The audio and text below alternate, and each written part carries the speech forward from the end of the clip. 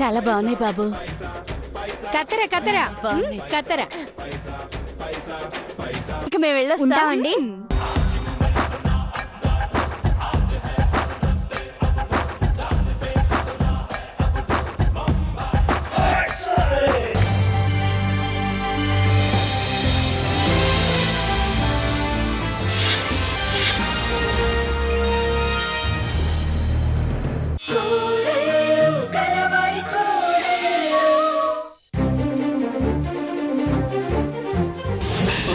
ఏరా, అదుంటే దాని వంకే కనర్పకుండా చూస్తున్నావని అబద్ధం చెప్పి పంపించేశాను.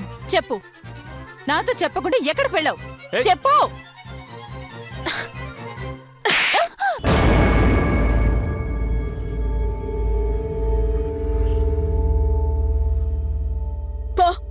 పో లోపలికి.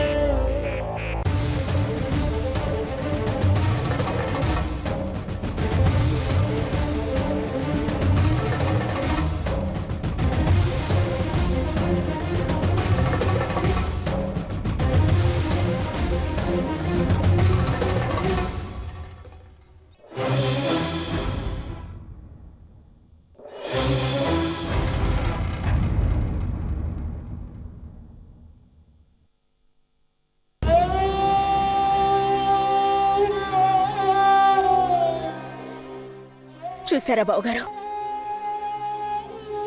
అది ఎన్ని నాటకాలాడిందో. అక్క నమ్మేసింది. అందుకే నేనే లాయర్ని పిలిపించి రేఖ పేరు మీద ఆస్తి రాయించి తీసుకొచ్చేశాను.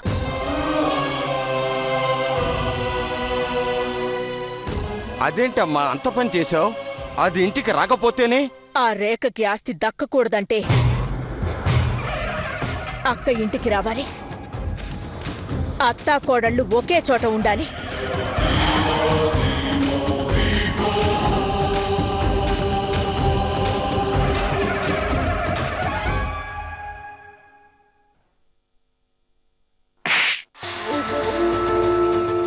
పో లోపలికి.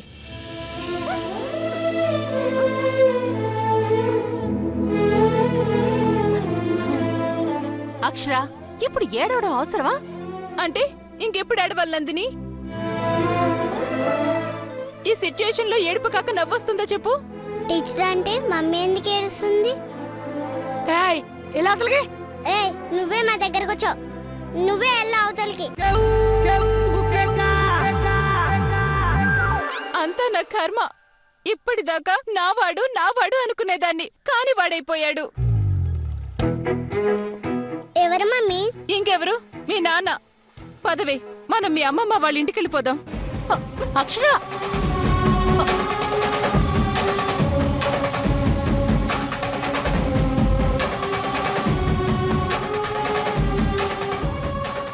అక్షర ప్లీజ్ ఆవేశపడుకో. అవునమ్మా, కార్తీక ఏమన్నా మీ అత్తో కుమక్క ఇల్లేడా చెప్పు. ఏమో, ఎవరికి తెలుసు? అయ్యాడేమో. అత్త లేకుండా మాట్లాడక అక్షర. బావగారిని మనుషుల్ని పెట్టి కట్టేశారని చెప్పారు కదా, ఇంకా ఏంటి నువ్వు ఇలా మాట్లాడతావు? నీకు నీ మొగుడండా కొండంతుంది. ఆ అబ్బాయిని వదిలేసి ఎక్కడికి వెళ్దామ్మా? ఎలా ఉండలేడు. ఎందుకు ఉండలేడు? ఈ 4 రోజులు ఉండలే. అది కూకట్పల్లిలో ఫ్లాట్ కూడా తీసుకుంది కదా. చుట్టుపక్కల వాళ్ళు కూడా చెప్పారు కదా. ఎవరు చెప్పారు? అదా, అదొకటి చెప్తే అయిపోద్దా? ఏదో 10 మంది చెప్పినట్టు మాట్లాడతావేంటమ్మా? ఆవిడికి డబ్బులిచ్చి చెప్పించుండొచ్చు కదా. ఒకవేళ అదే నిజమైతే దానికి రేపల్లి వెళ్తున్నట్టు ఎందుకు చెప్పరు? మీరెన్నైనా చెప్పండి, ఆయనకి నా మీద ప్రేమ తగ్గింది. నేను మా అమ్మ వాళ్ళ ఇంటికి వెళ్ళటమే కరెక్ట్. మీరెంత చెప్పినా నేను విన్ను. మరి ఎలక్షన్స్? దాన్నే గెలవమనండి. ఇద్దరు కలిసి ఊరేగమనండి. నేను మాత్రం వెళ్ళేదే. అక్షరా,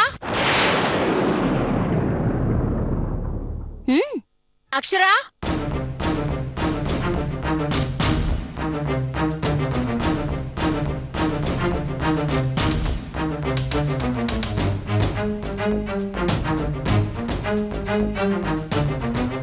ఏంటి పైన అరుపులు? అక్షర బావగారి మీద కోపంతో పుట్టింటికి వెళ్ళిపోతానని బ్యాగ్ సర్దుకుంటుంది మేడం. ఏంటి ఒళ్ళు తిమ్మిరిగా ఉందా? ఒళ్ళు కాదత్తయ్య, కళ్ళు. ఏడ్చి ఏడ్చి కళ్ళు తిమ్మిరి లెక్కాయి. ఓయ్ ఎప్పుడు నవ్వాలో కూడా తెలీదా మీకు? అది కాదమ్మా, కాళ్ళు తిమ్మిరెక్కడం చేతులు తిమ్మిరెక్కడం తెలుసు కానీ ఈ కళ్ళు తిమ్మిరెక్కడం ఏంటమ్మా? చూసారా అత్తయ్య, నా జీవితం నవ్వులు పాలైపోయింది. అందుకే నేనొక బలమైన నిర్ణయం తీసుకున్నాను.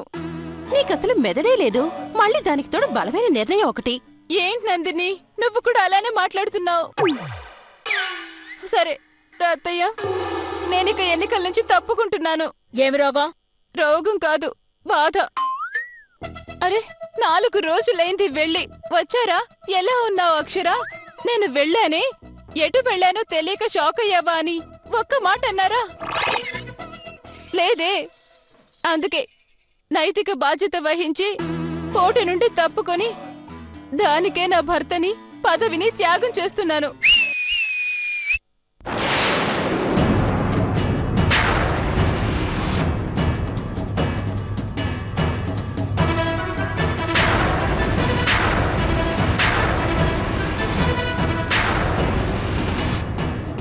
హలో విశాలాక్షి, నీకు ఒక గుడ్ న్యూస్.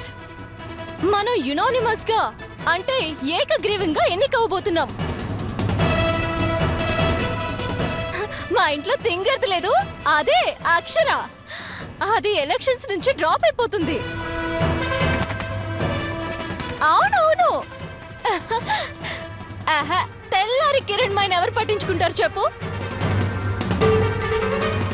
ఎలక్షన్స్ లో మనమే విన్నాం. నువ్వు విజయానికి సంబంధించిన ఏర్పాట్లన్నీ చేసుకోవచ్చు. ఓకే, ఉంటాను. Thank you madam, thank you very much నన్ను గెలిపిస్తున్నందుకు. అవునా? ఒకసారి ఇలారా.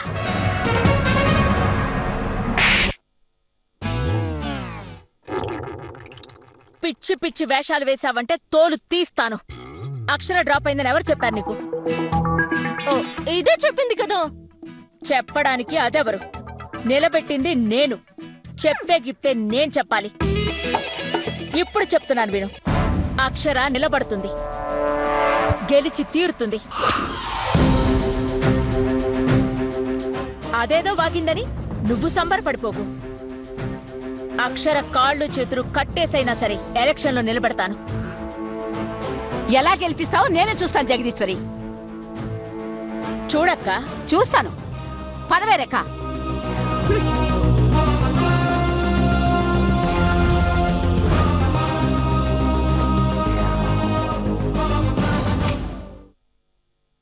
హలో, నేనేనయ్యా. ఏంటయ్యా బ్యానర్లు రాయడం? అన్నీ తప్పులే. తెలుగు కూడా రాకపోతే బ్యానర్లు ఏం రాస్తారయ్యా? ఏంటి తప్పులు వస్తే సెంటిమెంటా? గెలుస్తారా? నీ బొంద సెంటిమెంటు. నువ్వు తప్పులు రాసినా రాయకపోయినా మా అక్షర గెలిచి తీరుతుంది. ఏంటి ఏంటి కంపలా కూడా ప్రచారం చేస్తున్నావా? అది ఎలా గెలుస్తుందో నేను చూస్తాను. అయినా నేను రేఖగా అండగా ఉంటున్నాను కదా, నువ్వు కూడా నాతో పాటు దాన్ని సపోర్ట్ చేయొచ్చు కదా. నోర్మై, అసలు మీ ఇద్దరిని ఇంట్లో ఉంచడమే గొప్ప. పైగా నేను నీకు సపోర్ట్ కూడా. అడగడానికి సిగ్గుండక్కర్లా? ఏంటి నోరు ఎక్కువైంది? బుద్ధి తక్కువైందిగా. కనీసం నోరైనా ఉండనే. అంత బుద్ధి తక్కువ పని ఏం చేశారో? ఒకటి కాదే, చాలా చాలా చేశారు. నెంబర్ 1 నిన్ను పెళ్లి చేసుకోవడం. నెంబర్ 2 నీ సంగతి తెలిసాక కూడా విడాకులు ఇవ్వకుండా ఇంతకాలం నీతో కాపురం చేయడం. నెంబర్ 3 నీకు ఆస్తి రాసివ్వడం. నెంబర్ 4 నోరు మూస్తారా కాస్త? మీరు కాదు భరించింది, నేను. ఇంతకాలం విడాకు లేకుండా మిమ్మల్ని భరించాను చూసారా? నాకు సన్మానం చేయాలి. ఇప్పటికేమి మించిపోలేదే. నువ్వు విడాకులు ఇచ్చేసేవే బాబు. ఎంత ఖర్చైనా సరే స్టేడియంలో నీకు లక్షల మంది ముందు సన్మానం చేసేస్తాను. ఏంటి మా మయ్య గారు, నేను గెలిచాక నా మొదటి సంతకం స్టేడియంలోనే చేస్తాను అంటున్నారు?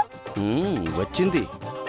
మహిళా మండలి ఎన్నికల్ని పెద్ద అసెంబ్లీ ఎన్నికల రేంజ్లో ఊహించుకుంటుంది. ఏంటి నసుగుతున్నావు? చూడవే రేఖ, నాకు విడాకులు ఇవ్వకుండా ఇంతకాలం నన్ను భరించారంట.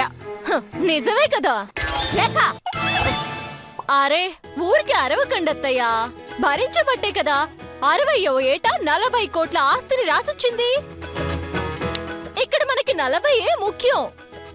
మిమ్మల్ని ప్రేమగా చూసుకున్నట్టయితే మీరా 40 తీసుకుంటారా చెప్పండి? వద్దు, మనలో మనకి పంపకాలేంటి అని తిరిగి ఇచ్చేసుండేవారు కదా, అవునా కాదా? అవుననుకో. హా, అవును కాదు, ఇదే నిజం. సరే పదండి, మీకు ఒక విచిత్రం చూపిస్తాను. ఏంటమ్మాయి? నీకెందుకు కృష్ణమూర్తి,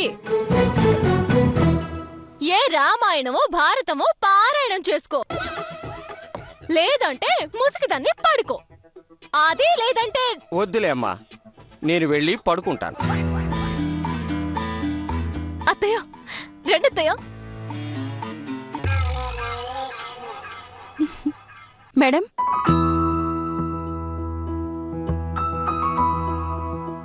ఇదిగోనండి పాలు. ఓహ్ థ్యాంక్ యూ. అయ్యో, నాకు థ్యాంక్స్ చెప్తారేంటి మేడం? చిన్ని చిన్ని, ఏంటమ్మా చిన్ని ఇది? నువ్వు ఇలా ఎలక్షన్ గొడవలు పడిపోయి మందులు వేసుకోపోతే ఎలాగా?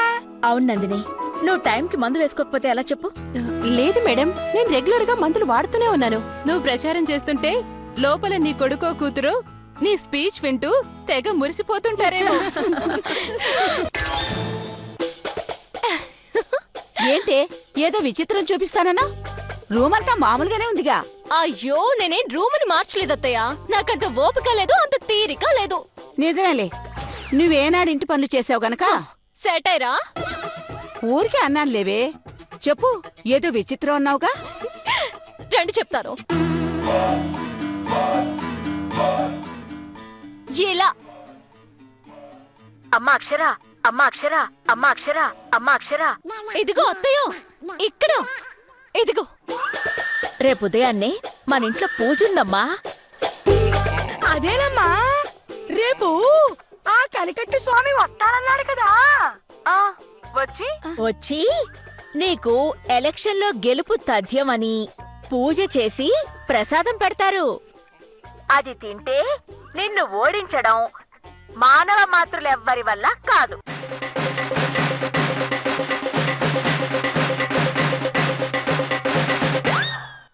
ఇక రేఖకి డిపాజిట్లు కూడా దక్కవేమో. దాని ఓటు దాని బోనాల్లో లాగా నెత్తురు పెట్టు తిరిగే దాని అత్త ఓటు తప్ప ఇంకో ఓటు పడదు.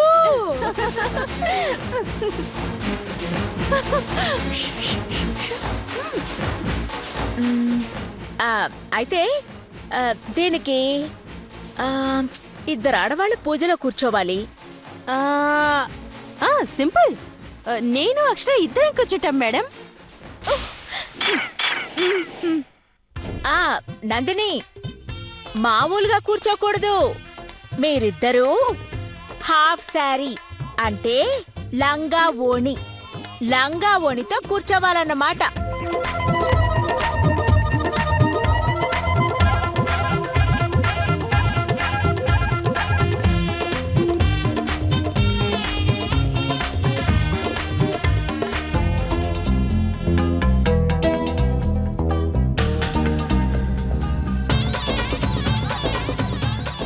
ఏంటే మనిద్దరం కూర్చుందామంటే లంగం అని అంటున్నారేంటే? ఏం పర్లేదులేండి అత్తయ్య, నేను ఆ దేవినో ఆ విశాలాక్షినో ఇంకెవరినైనా తెస్తాను గాని మనం కూర్చుంటే వాళ్ళు ఒప్పుకుంటారంట అత్తయ్య. ముందుగా మనం తయారయ్యి ఆ కనికట్టు స్వామి దగ్గర కూర్చుంటే చాలు. మనల్ని లెమ్మనే ధైర్యం ఎవరికి ఉంటుంది చెప్పు? అంతే అంతే, రేపు ఆ ప్రసాదం ఏదో మనమే తీసుకుంటే చాలు. మీ అమ్మకి నోరు కాస్త బాగా ఎక్కువైందే రేఖ. నువ్వు గెలిచాక దాని నోరు మోయించాలి. ఒక్క దాని నోరు మోయించడమే కాదత్తయ్య, ఆ రూమ్ లో ఉన్న వాళ్ళందరి నోర్లు మూయిస్తాను. హా. రేపు ఉదయాన్నే కొంపదీసి అత్తయ్య లంగా ఒడిలో రారు కదా.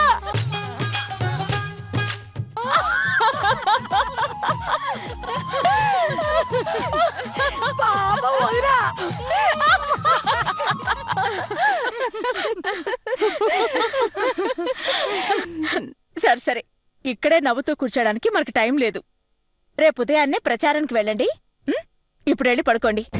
ఏంటోనమ్మా, ప్రసారం అనగానే టెన్షన్ వచ్చేస్తుంది. అప్పుడేదో జరిగిందని ప్రతిసారి అలాగే జరుగుతుందా చెంచు? ఏంటమ్మా ఇంకా ఇక్కడే కూర్చున్నారు? వెళ్ళి పడుకోండి. మళ్ళీ రేపు ఉదయాన్నే ప్రచారానికి వెళ్ళాలి కదా. నిద్ర రావట్లేదు మావయ్య. నాకు కూడా నిద్ర రావట్లే మమ్మీ. నీకెందుకే నిద్ర రావట్లేదు? ఏమో వాళ్ళ పిన్ని నిద్రపోకుండా మన మాటలు వినమని చెప్పిందేమో. నీ మాటలు వింటుంటే పిన్ని చెప్పింది కరెక్ట్ అనిపిస్తుంది. ఏం చెప్పింది మీ పిన్ని? పిన్ని, నేను అందరూ ఎందుకు తిడతారని అడిగితే మీ స్కూల్లో మంచిగా చెప్పే టీచర్ని తిడతారు కదా, నేను అంతే వాళ్ళకి మంచి చెప్తాను అందుకనే తిడతారు అని.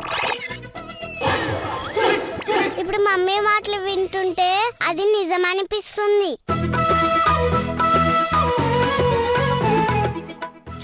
చూసారమ్మా దీని మాటలో నాలికి నరం లేదని అది దీన్ని ఇష్టం వచ్చినట్టు ఆడిస్తుంది. ఇదిగో రుక్మిణి, అసలు నువ్వు అదేం వద్దు తల్లి. నువ్వు రేఖతో మాట్లాడొద్దని చెప్పావనుకో, అది ఇంకా ఎక్కువ చేస్తుంది. అవునక్షరా, కరెక్టే. కానీ చూడండి అత్తయ్య, అది ఎంత దారుణంగా మాట్లాడుతుందో. వదిలే, పదవే రుక్మిణి, నీకు నేను కథలు చెప్తాను. ప్రామిస్. ప్రామిసా? ప్రామిస్ ఎందుకే? నువ్వు లెసన్ చెప్తావు కానీ కథలెప్పుడు చెప్పలే కదా టీచర్ ఆంటీ. అదేం లేదులే కాని ఇప్పుడు కథలే చెప్తాను. పద రా. ఆ, సరే వెళ్ళి పడుకోండమ్మా.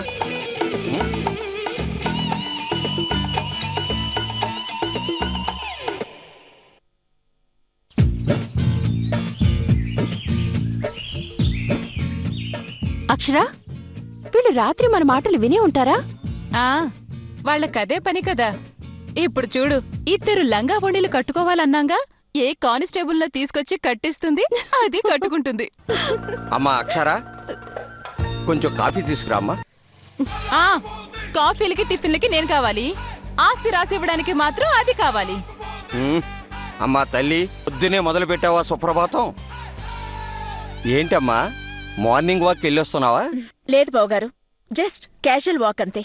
అత్తయ్య, మీరు వాకింగ్కి వెళ్ళొస్తున్నట్టుగా లేదు, పెళ్లికి వెళ్ళొస్తున్నట్టుగా ఉంది. ఏంటమ్మా అచ్చరమ్మా నువ్వు అనేది? క్యాజువల్ వాకింగ్ అంటే నిద్ర మొహంతోనే వెళ్ళాలని రూల్ ఉందా? తయారై వెళ్తే ఒప్పుకోరా ఏంటి? మొన్న టీవీలో విజయశాంతి నడుస్తూ ఇంటర్వ్యూ తీసుకున్నారు. అప్పుడు విజయశాంతి ఫుల్గా రెడీ అయింది తెలుసా? ఓకే ఓకేనండి, మీ ఇష్టం. ఏదో అలా అనాలనిపించింది, అనేశాను. అంటావు. ఈ మధ్య నీకు నోరు బాగా ఎక్కువైంది.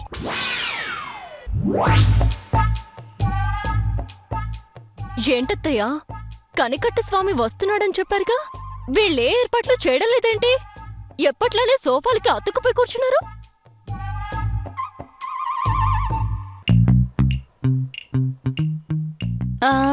లంగా ఓణి నేటితో రద్దయిపోని, సింగారాన్ని చీరతో సిద్ధం కాని. చూసావా అత్తయ్య, ఆ కనికట్ట స్వామి వస్తున్నాడన్నమాట. లేకపోతే వీళ్ళు ఈ పాట ఎందుకు పాడతారు? అవునవును, నువ్వు పద. అమ్మాయి, లంగా ఓనంటే గుర్తొచ్చింది, త్వరగా వెళ్ళి రెడీ అవ్వండి.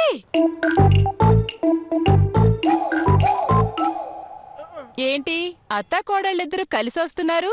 రేపల్లి అయిపోయింది, మళ్ళీ ఎక్కడికి ప్లాన్ చేస్తున్నారు? ఏంటి ఏంటే నోరెక్కువైంది? ఆస్తి తక్కువైందిగా, అందుకు. అక్షరా, ఎందుకు అనవసరంగా మాటలన్నీ అనిపించుకుంటా? వెళ్ళి తయారవ్వండి. నందిని, నువ్వేంటి ఇక్కడే నిలబడ్డావు? వెళ్ళమ్మా, త్వరగా రెడీ అవ్వండి. ఎక్కడికి జగదీశ్వరి రెడీ అయ్యేది? ఆ, ఎక్కడికి లేదక్కా, ఊరికే త్వరగా రెడీ అయ్యి ప్రచారానికి వెళ్ళమంటున్నాను. అంతేనా? ఇంకా ఏమైనా కుట్రలు కుతంత్రాలు ఉన్నాయా? ఉన్నాయి, చాలా ఉన్నాయి. కుట్రలనేవి చెప్పరు, చేస్తారు. Mind it. అక్షరక్కకి ఈ 4 రోజుల్లో నాలెడ్జ్ బానే పెరిగింది మేడం. కోచింగ్ అలాంటిది మరి. అక్షరమ్మ కోచింగు నీ కోటింగ్ ఇవ్వడానికి కదా జయశ్రీరామ్ ఉండేది.